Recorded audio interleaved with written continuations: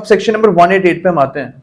इसमें बोला हुआ है कि अगर कोई भी पुलिस ऑफिसर इन्वेस्टिगेशन करते हैं कहीं पे भी किसी भी केस में, तो उनको जो भी वो इन्वेस्टिगेशन कर रहे हैं उसका रिजल्ट जो है अपने एसएचओ को जाके सबमिट करना पड़ेगा। जो भी थाने के एसएचओ हैं उनको आप पहले जाके इन्वेस्टिगेशन की जो रिपोर्ट है वो सबमिट करोगे, एंड उसके बाद आप जाके अगर आपको मतलब चार्जशीट फाइल करनी है तो वो आप उसके बाद ही करोगे। तो पहले आप एसएचओ को सबमिट करोगे, उसके बाद आप कोर्ट में जाके चार्जशीट फाइल करोगे। ओके, अब सेक्शन नंबर 189 के ऊपर हम आते हैं। इसमें बोला हुआ है कि जो हमारे एक्यूज्ड हैं इनको आप रिलीज भी कर सकते हो। फॉर एग्जाम्पल एक पर्सन ए है, ओके, ए क्या करता है, इसके ऊपर कोई क्राइम का एलिगेशन है, पुलिस आती है उसको अरेस्ट कर लेती है। अब पुलिस ऑफिसर को लगता है अरेस्ट करने के वजह से कि ए ने कोई ऑफेंस कमिट नहीं किया, ओके, एंड इनको लगता है कि हमको ए को रिमांड के लिए भी नहीं भेजना। यानी हमने पढ़ा है जो प्रोविजन रिमांड का कि 24 आवर्स के अंदर अंदर आपको इस ए को मजिस्ट्रेट के सामने जाके पेश करना पड़ेगा। अब पुलिस ऑफिसर को लगता है किसी कोई जरूरत नहीं है, बिकॉज हम तो उसको वैसे ही रिलीज कर देंगे, बिकॉज इन्हें कोई ऑफेंस कमिट नहीं किया। तो यहाँ पे सेक्शन नंबर 189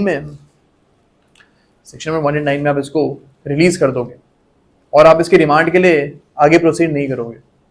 ओके, अभी जो सेक्शन नंबर 189 का प्रोविजन है ये बहुत ही रेयरली एक्सरसाइज होता है। नॉर्मली आप देखोगे कि पुलिस ऑफिसर इसको एक्सरसाइज नहीं करते हैं बिकॉज उनके ऊपर बायस का एलिगेशन लग सकता है। अगर ये एक्यूज को मजिस्ट्रेट के सामने लेके जाते ही नहीं है, इसकी डिमांड वो लेते ही नहीं है, तो इनके ऊपर बायस का एलिगेशन आ सकता है। एंड दैट इज वाई जो 189 का प्रोविजन है ये बहुत रेयरली एक्सरसाइज होता है। 99% केसेस में ऐसा ही होता है कि जो हमारे एक्यूज हैं इनकी आप रिमांड के लिए इनको लेके जाओगे मजिस्ट्रेट के पास। ओके, अब सेक्शन नंबर 190 के ऊपर हम आते हैं।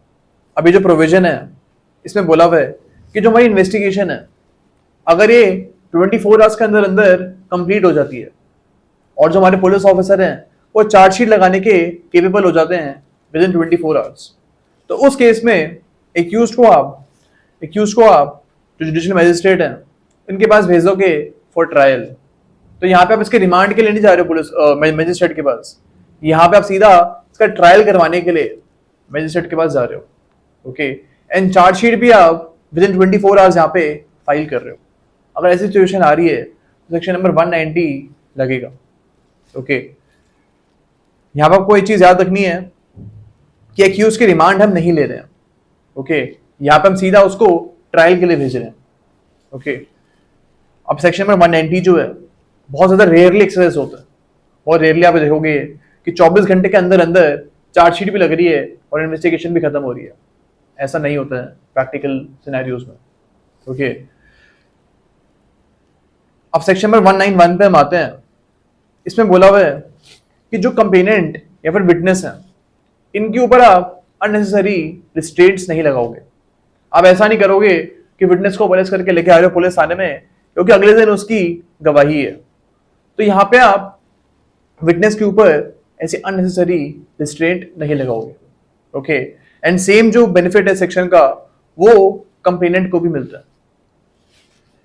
लेकिन यहाँ पे आपको याद रखना है कि एक्यूज्ड को कोई बेनिफिट नहीं मिल रहा है। एक्यूज्ड को यहाँ पे 191 में कोई बेनिफिट नहीं मिल रहा है, यहाँ पे सिर्फ कंप्लेनेंट और विटनेस को बेनिफिट मिल रहा है। तो प्रिलिम्स के हिसाब से आपको ये चीज याद रखनी है। अब सेक्शन नंबर 192 पे हम आते हैं। इसमें बात करेगी ये पुलिस डायरी के बारे में। अब सपोज फॉर एग्जांपल ए हैं, इनको आप अरेस्ट करके थाने में लेके आए हो। अब एक ही इन्वेस्टिगेशन स्टार्ट हो गई है। अब जो भी इस केस में सबूत मिलते हैं, जो भी गवाहों को आप एग्जामिन करोगे एज अ पुलिस ऑफिसर, तो इस पूरे के पूरे रिकॉर्ड को आप एक डायरी में रिकॉर्ड करोगे। ओके, तो हर पुलिस ऑफिसर के पास हर एक केस की एक अलग से पुलिस डायरी होती है। तो इसके बारे में सेक्शन नंबर 192 बात करता है कि हर पुलिस ऑफिसर को एक पुलिस डायरी सेपरेट एक अलग अलग केसेस के लिए मेंटेन करनी पड़ेगी। ओके, इसमें जो भी इन्वेस्टिगेशन की डे टू डे हैपनिंग्स हो रही हैं वो रिकॉर्ड करेगा वहां पे। अब जो उसका क्लॉज 2 है इसमें ये चीज बोली हुई है कि जो भी विटनेस के स्टेटमेंट्स आप रिकॉर्ड कर रहे हो वो भी आप पुलिस डायरी में ही रिकॉर्ड करोगे। ओके, अब क्लॉज 3 इसका बोलता है कि जो भी हमारी पुलिस डायरी है इसका वॉल्यूम फॉर्म में यानी बुक फॉर्म में रिकॉर्ड करोगे। ओके, एंड इसका नंबरिंग भी हर पेज का प्रॉपर नंबरिंग भी करोगे। ओके, अब क्लॉज 4 जो है इसमें बोला हुआ है कि जो भी पुलिस डायरी है इसको as a piece of evidence आप कोर्ट में एडमिट नहीं करोगे। तो यहाँ पे जो हमारी कोर्ट है वो ऐसा नहीं करेगी कि पुलिस ऑफिसर को बोले कि आप जो भी आपकी पुलिस डायरी है कोर्ट में आप इसको सबमिट कर दो एंड इसको हम as a piece of evidence आगे जाके यूज करेंगे। ऐसा नहीं हो सकता। ओके,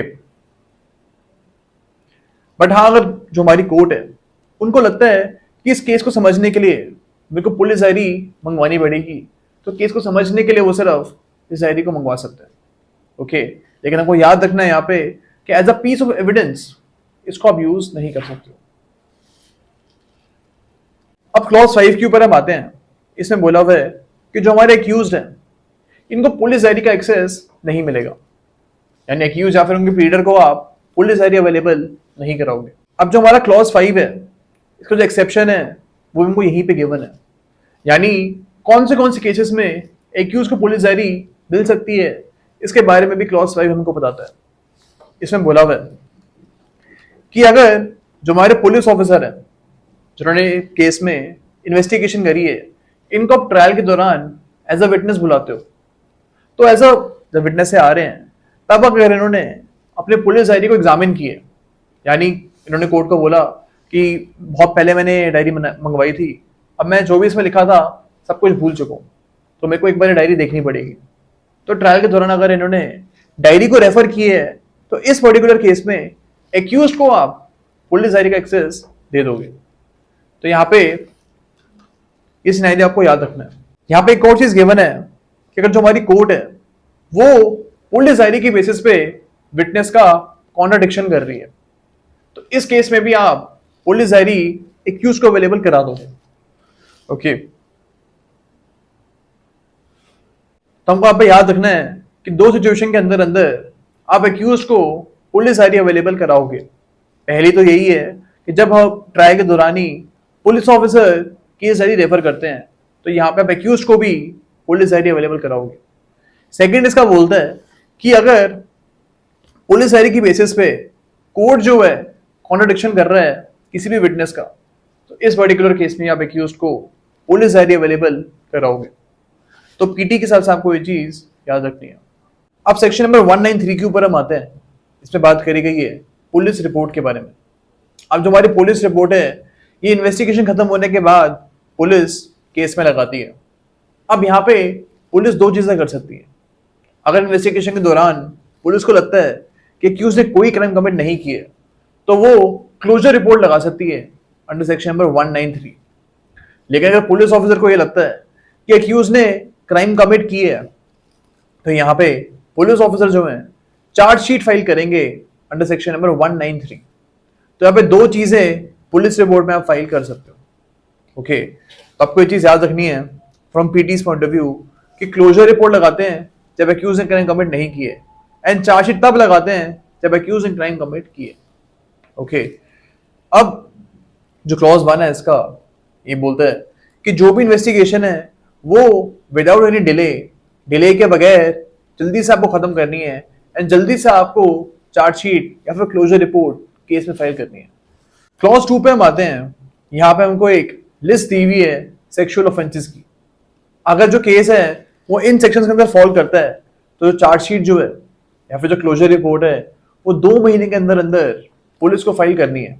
यानी 2 महीने के अंदर अंदर इन्वेस्टिगेशन खत्म होनी चाहिए एंड उसके बाद चार्जशीट भी आपको विद इन 2 मंथ्स फाइल करनी पड़ेगी। ओके, एंड जो 2 मंथ्स हैं स्टार्ट तब होंगे जब इस केस की जो इन्फॉर्मेशन है ये पुलिस ने रिकॉर्ड करी है। यानी जब एफआईआर फॉर एग्जांपल जब जिस दिन एफआईआर रिकॉर्ड हुई है उस दिन से 2 महीने के अंदर अंदर आपको चार्जशीट इस केस में लगानी पड़ेगी। लेकिन आपको याद रखना है कि जो 2 महीने का टाइम पीरियड है ये सिर्फ सेक्सुअल ऑफेंसेस जो है जहां पे लिस्ट गिवन है सिर्फ इन्हीं केसेस में ये अप्लाई होगा। बाकी किसी भी ऑफेंस के लिए ये 2 महीने का टाइम पीरियड हमें गिवन नहीं है। ओके, फॉर एग्जाम्पल मर्डर है। अब मर्डर कोई सेक्सुअल ऑफेंस नहीं होता है तो यहाँ पे जो 2 महीने का टाइम पीरियड है ये एप्लीकेबल नहीं होगा या फिर पुलिस ऑफिसर के ऊपर कोई भी टाइम पीरियड की लिमिटेशन नहीं है, कितने भी टाइम के अंदर अंदर वो चार्जशीट फाइल यहाँ पे कर सकते हैं। ओके, लेकिन ऑब्वियसली अनरीजनेबल डिले वो नहीं करेंगे, बिकॉज क्लॉज 1 उसको प्रोहिबिट करता है।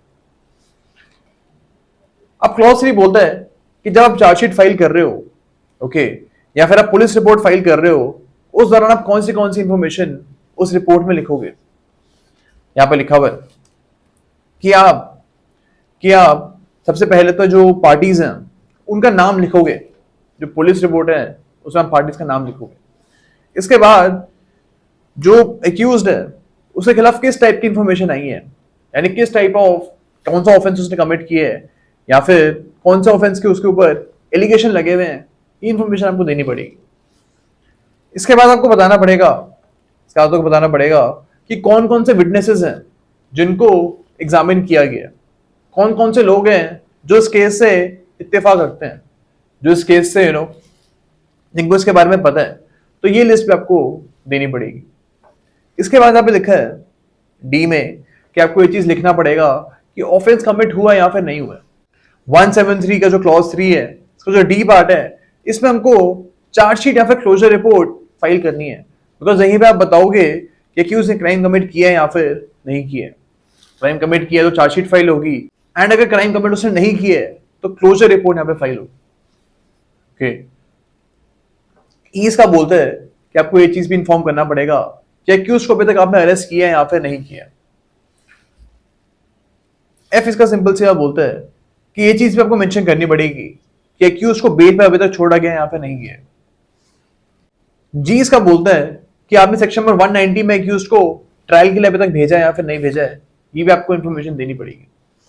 एच इसका बोलता है कि अगर सेक्शन नंबर 64, 66, 67, 68 और 70 अगर इन सेक्शन से रिलेटेड कोई भी केस है, तो यहाँ पे जो वुमेन है इनका जो मेडिकल एग्जामिनेशन हुआ है, इसकी रिपोर्ट ही आपको साथ में फाइल करनी पड़ेगी।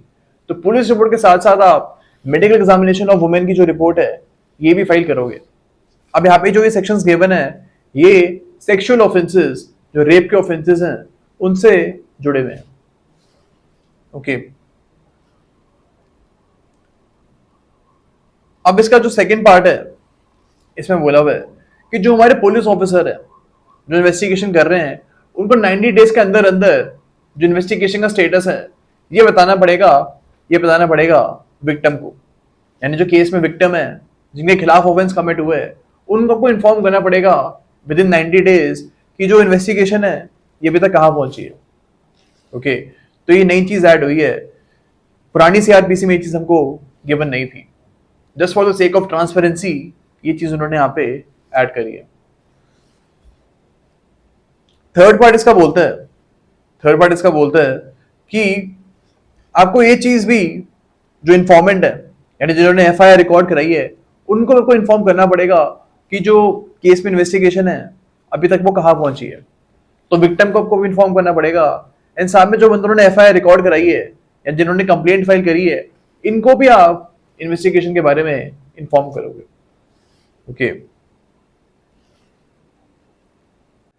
क्लॉज 4 इसका बोलता है कि ऐसा भी हो सकता है कि जो हमारे इन्वेस्टिगेशन ऑफिसर है, सबसे पहले वो जो चार्जशीट है अपने जो सुपीरियर ऑफिसर हैं उनको भेजेंगे, एंड जो सुपीरियर ऑफिसर हैं वो एग्जामिन करेंगे कि इस केस में और इन्वेस्टिगेशन करनी चाहिए या फिर नहीं करनी चाहिए।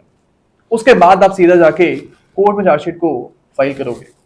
क्लॉज 4 में ये चीज भी यहाँ पे गिवन है कि जो हमारे सुपीरियर ऑफिसर हैं जिनको चार्जशीट भेज रहे हो, वो ऐसा ऑर्डर भी दे सकते हैं एक जूनियर ऑफिसर को कि इस केस में आप और इन्वेस्टिगेशन करो, अभी चार्जशीट फाइल आप मत करो, इसमें आप और इन्वेस्टिगेशन करो, एंड इसके बाद जब प्रॉपर इन्वेस्टिगेशन पूरी हो जाएगी इसके बाद आप चार्जशीट फाइल करना। तो ऐसे ऑर्डर भी सुपीरियर ऑफिसर दे सकते हैं एक इन्वेस्टिगेटिंग ऑफिसर को। अब सीधा हम क्लॉज 7 के ऊपर आते हैं। अब समझने से पहले क्लॉज 7 को हमको ये चीज याद होनी चाहिए कि जो भी चार्जशीट है एंड बाकी जो डॉक्यूमेंट्स हैं, एफआईआर, जो विटनेसेस हैं, उनके स्टेटमेंट्स, ये सारे के सारे डॉक्यूमेंट्स आप एक्यूज को अवेलेबल कराते हो। ट्रायल को स्टार्ट करने से पहले ये सारे के सारे डॉक्यूमेंट्स आप एक्यूज को जाके अवेलेबल कराते हो।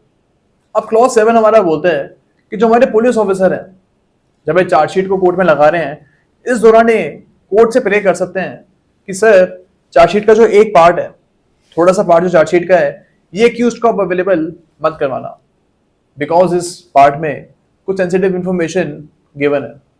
तो यहाँ पे पुलिस ऑफिसर ऐसा रिक्वेस्ट कोर्ट को कर सकती है, एंड कोर्ट चाहे तो वो जो पार्ट है वो एक्यूज को अवेलेबल नहीं कराएगी, एंड बाकी पूरी की पूरी चार्जशीट जो है वो एक्यूज को वो अवेलेबल करा देंगे।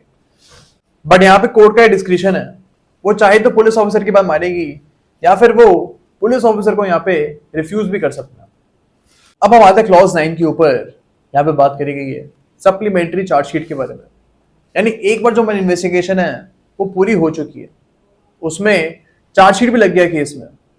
अब चार्जशीट फाइल करने के बाद क्या जो हमारे पुलिस ऑफिसर हैं दोबारा से इन्वेस्टिगेशन कर सकते हैं, यानी फर्दर इन्वेस्टिगेशन, एक्स्ट्रा इन्वेस्टिगेशन वो कर सकते हैं? क्लॉज 9 हमारा बोलता है कि चार्जशीट लगाने के बाद एक्स्ट्रा इन्वेस्टिगेशन पुलिस ऑफिसर कर सकते हैं। ओके, एंड अगर वो ये इन्वेस्टिगेशन करते हैं तो इसमें जो भी रिपोर्ट वो फाइल करेंगे इसको हम बोलते हैं सप्लीमेंट्री चार्जशीट, यानी जो ऑलरेडी चार्जशीट फाइल हो चुकी है उसको हम नहीं छेड़ रहे हैं। यहाँ पे एक फर्दर इन्वेस्टिगेशन हो रही है एंड जो उसकी रिपोर्ट आएगी उसको हम बोलते हैं सप्लीमेंट्री चार्जशीट। ओके, तो ये जो कॉन्सेप्ट है ये क्लॉज 9 में गिवन है। आपको एक और चीज याद रखनी है, जिसका प्रोवाइजो है ये भी नया ऐड हुआ है, पुरानी सीआरपीसी में ये चीज गिवन नहीं थी। तो जो प्रोवाइजो है वो ये बोलता है कि अगर ट्रायल स्टार्ट हो चुका है इसके बाद आप फर्दर इन्वेस्टिगेशन नहीं कर सकते हो without the permission of magistrate. Trial start होने के बाद अगर आपको दोबारा से इन्वेस्टिगेशन करनी है तो आपको सबसे पहले इस केस में मैजिस्ट्रेट की परमिशन लेनी पड़ेगी, और अगर मैजिस्ट्रेट अलाउ करते हैं इसके बाद ही आप इस ट्रायल स्टार्ट होने के बाद दोबारा से इन्वेस्टिगेशन कर सकते हो। लेकिन ट्रायल स्टार्ट होने से पहले आप दोबारा से इन्वेस्टिगेशन कर सकते हो एंड आपको जो मैजिस्ट्रेट हैं उनकी परमिशन लेने की जरूरत नहीं है। अब हम आते हैं इसके प्रोवाइजो के ऊपर। इसमें बोला हुआ है कि अगर जो हमारी इन्वेस्टिगेशन है ये कंप्लीट हो चुकी है, चार्जशीट भी फाइल हो चुकी है एंड इसका मतलब ट्रायल है, ट्रायल भी स्टार्ट हो चुका है। अब ट्रायल स्टार्ट होने के बाद अगर पुलिस ऑफिसर बोलते हैं कि हमको दोबारा से फर्दर इन्वेस्टिगेशन करनी है, थोड़ी और हमको इन्वेस्टिगेशन करनी है, तो यहाँ पे सबसे पहले इनको जो हमारी कोर्ट है इनकी परमिशन लेनी पड़ेगी। अगर कोर्ट परमिट करते हैं उसके बाद ही इस केस में आप इन्वेस्टिगेशन कर सकते हो। ओके, लेकिन अगर ट्रायल स्टार्ट अभी नहीं हुआ है एंड इससे पहले आपको दोबारा से फर्दर इन्वेस्टिगेशन करनी है, तो यहाँ पे आपको मैजिस्ट्रेट की या फिर कोर्ट की परमिशन लेने की जरूरत नहीं है। कोर्ट की परमिशन आपको लेने की तभी जरूरत है जब ट्रायल स्टार्ट हो चुका है एंड आपको दोबारा से इन्वेस्टिगेशन करनी है। ओके, अब इसमें एक और चीज गिवन है कि अगर ट्रायल स्टार्ट होने के बाद दोबारा से आप फर्दर इन्वेस्टिगेशन करोगे तो विद इन 90 डेज आपको इन्वेस्टिगेशन खत्म करनी पड़ेगी। ओके, अभी जो प्रोवाइजो है ये पुरानी सीआरपीसी में वो गिवन नहीं था, जो हमारी न्यू सीआरपीसी है ये अभी इसमें ये प्रोवाइजो ऐड किया गया। ओके, अब सेक्शन नंबर 194 के ऊपर हम आते हैं। इसमें बात करी गई है इंक्वेस्ट रिपोर्ट के बारे में। अब इसमें बोला हुआ है कि अगर किसी भी केस में अननेचुरल डेथ हो रही है, इन नॉर्मल सर्कमस्टांस से डेथ नहीं हो रही है, वहां पे किसी के मारने की आशंका है, किलिंग की आशंका है, सपोज ए ने बी को मारा है, तो इसको हम बोलते हैं अननेचुरल डेथ। जो भाई नेचुरल डेथ होती है उसमें नॉर्मल तरीके से इंसान की डेथ होती है। सपोज ए जो है वो कैंसर से जूझ रहा था या फिर वो हार्ट का पेशेंट था एंड उसको हार्ट अटैक आ गया, तो यहाँ पे हम ये नहीं बोलेंगे कि ए की जो डेथ है वो अननेचुरल तरीके से हुई है। अगर ए मर जाता है इस केस में तो हम ये बोलेंगे कि उसकी नेचुरल डेथ हुई है। लेकिन अगर ए को बी ने गोली से उड़ाया है, गोली से मारा है, तो यहाँ पे हम बोलेंगे कि ए की जो डेथ है वो अननेचुरल सर्कमस्टांस में हुई है। तो जो हमारी इंक्वेस्ट रिपोर्ट बन रही है 194 में, ये तभी बनेगी जब अननेचुरल डेथ का केस है। नेचुरल डेथ में इंक्वेस्ट रिपोर्ट नहीं बनेगी। ओके, क्लॉज 1 बोलता है कि जो हमारी इंक्वेस्ट रिपोर्ट है ये पुलिस ऑफिसर बना सकते हैं। सपोज ए ने बी को मारा, तो इसके बाद जो हमारे पुलिस ऑफिसर हैं ये मौके पे जाएंगे, साइट पे जाएंगे एंड वहां पे ये इंक्वेस्ट रिपोर्ट बनाएंगे। ओके,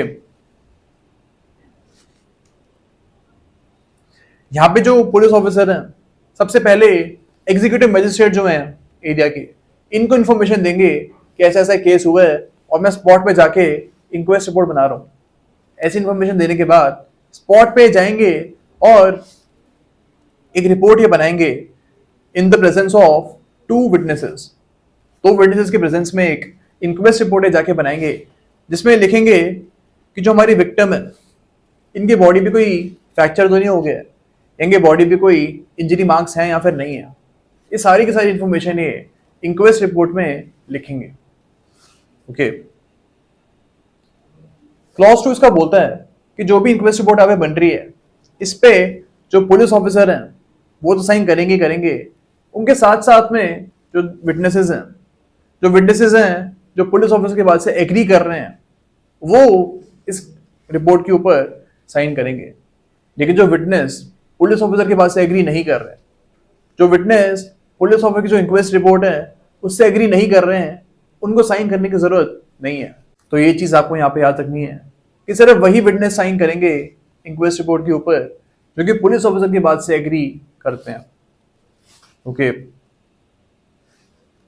और यहाँ पे एक और चीज गिवन है कि जो भी यहाँ पे इंक्वेस्ट रिपोर्ट बनाई जा रही है इसको आपको विद इन 24 आवर्स जो डीएम है इनको फॉरवर्ड करनी पड़ेगी। अब क्लॉज 3 जो है यहां बोला हुआ है कि अगर वुमेन रिलेटेड कोई ऑफेंस है, फॉर एग्जाम्पल एक वुमेन है, इनकी डेथ हो रही है with in 7 years of her marriage and इन्होंने 7 साल के अंदर अंदर सुसाइड कर लिया है, मैरिज के 7 साल के अंदर अंदर इन्होंने सुसाइड कर लिया है,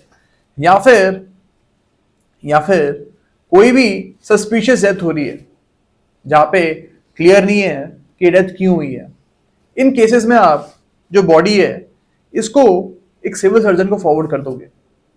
जो बॉडी है इसको अपने डॉक्टर के पास फॉरवर्ड कर दोगे एंड फिर जो डॉक्टर है हमारे वो इस केस में पोस्टमार्टम भी कर सकते हैं उस बॉडी का। ओके, तो जो लिस्ट है यहाँ पे ये आपको ऐसा याद रखने की जरूरत नहीं है। यहाँ पे यही बोला गया है कि अगर 7 साल के अंदर डेथ हो रही किसी वुमेन की, ओके, तो इस केस में आप जो वुमेन की बॉडी है इसको for postmortem and other medical examination आप एक डॉक्टर को यहाँ पे बॉडी ट्रांसफर कर दोगे।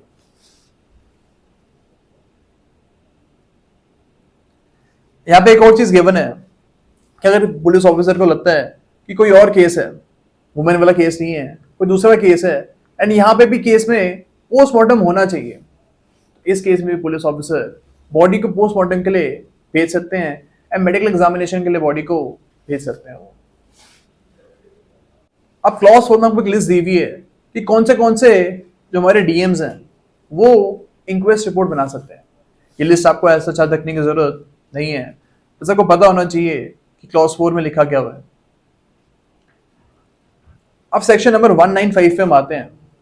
इसमें बोला हुआ है कि जो भी विटनेस के आप साइन करवा रहे हो 194 में, आप जिस भी विटनेस का साइन करवा रहे हो इनको आप पुलिस थाने में बुला सकते हो for their examination. In witness की एग्जामिनेशन करने के लिए इनको पुलिस थाने में भी बुला सकते हो।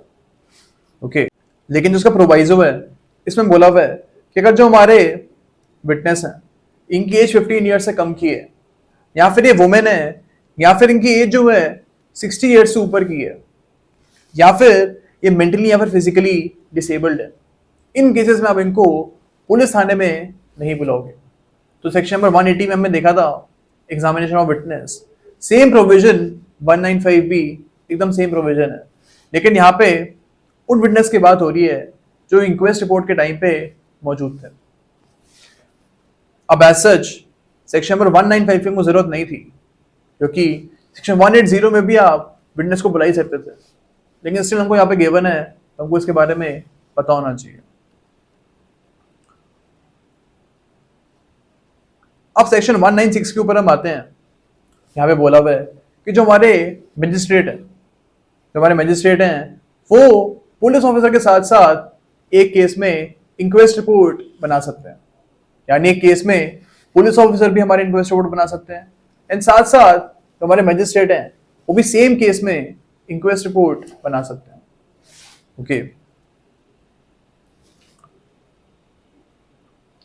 अब यहाँ पे एक और चीज गिवन है कि अगर जो केस है वो क्लॉज 1 या क्लॉज 2 ऑफ सबसेक्शन 3 का केस है, यानी कि suicide of women with in 7 years of her marriage या फिर death of a women under 7 years of marriage, अगर ये दो केस हैं तो यहाँ पे जो इंक्वेस्ट रिपोर्ट है वो एक जुडिशियल मजिस्ट्रेट जो है वो भी बना सकते हैं।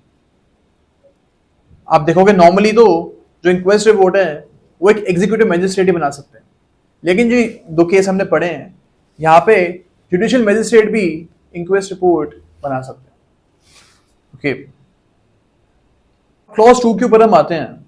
इसमें बोला हुआ है कि अगर कोई भी पर्सन कस्टडी के अंदर रहते रहते उसकी डेथ हो जाती है, एक पर्सन पुलिस कस्टडी में था या फिर जुडिशियल कस्टडी में था एंड इसकी डेथ हो जाती है, या फिर ये बंदा कस्टडी से भाग जाता है, डिसअपीयर हो जाता है। ओके, या फिर कस्टडी के अंदर किसी भी वुमेन के साथ रेप कमिट हो रहा है, इन केसेस में जो हमारे जुडिशियल मजिस्ट्रेट हैं वो एक इंक्वायरी बिठा सकते हैं, वो एक इंक्वायरी यहाँ पे फॉर्म करा सकते हैं कि ये केस क्यों हुआ है, इस केस में क्या क्या फैक्ट्स क्या क्या हैं, इस चीज की इंक्वायरी करने के लिए जुडिशियल मजिस्ट्रेट जो है हमारे वो बोल सकते हैं। यहाँ पे जो पावर है वो एग्जीक्यूटिव मजिस्ट्रेट के पास नहीं है, बिकॉज ये पर्सन कस्टडी के अंदर था, तो यहाँ पे सिर्फ और सिर्फ जुडिशियल मजिस्ट्रेट जो है हमारे वही इंक्वायरी के ऑर्डर्स दे सकते हैं। अब इसमें एक और चीज गिवन है कि अगर फॉर एग्जांपल एक बॉडी जो है इसको हमें दफना दी है, इसको आपने इंटर कर दिया है एंड इसके बाद आपको ये बॉडी बाहर निकलवानी है, तो क्लॉज 4 बोलता है कि जो हमारे मजिस्ट्रेट हैं ये बॉडी को डिसइंटर करवा सकते हैं, बॉडी को कवर से बाहर निकलवा सकते हैं फॉर मेडिकल एग्जामिनेशन, या फिर कोई आपने एग्जामिनेशन करवाना है इसके लिए बॉडी को बाहर भी निकलवा सकते हो। ओके, क्लॉज 5 इसका बोलता है कि जहां पे भी नेसेसरी होगा, जहां पे भी प्रैक्टिकल होगा, वहां पे जो हमारे मजिस्ट्रेट हैं वो इंक्वायरी के दौरान जो विक्टिम के रिलेटिव्स हैं इनको भी मौजूद रहने के लिए बोल सकते हैं, इनको ये बोल सकते हैं कि आप भी प्रोसीडिंग्स को देख सकते हो। तो आपको इंक्वेस्ट में सिर्फ यही चीजें याद रखनी है जो हमने पढ़ा है, जो हमने क्लॉजेस पढ़े हैं, यही आपको याद रखना है from exams point of view. Okay.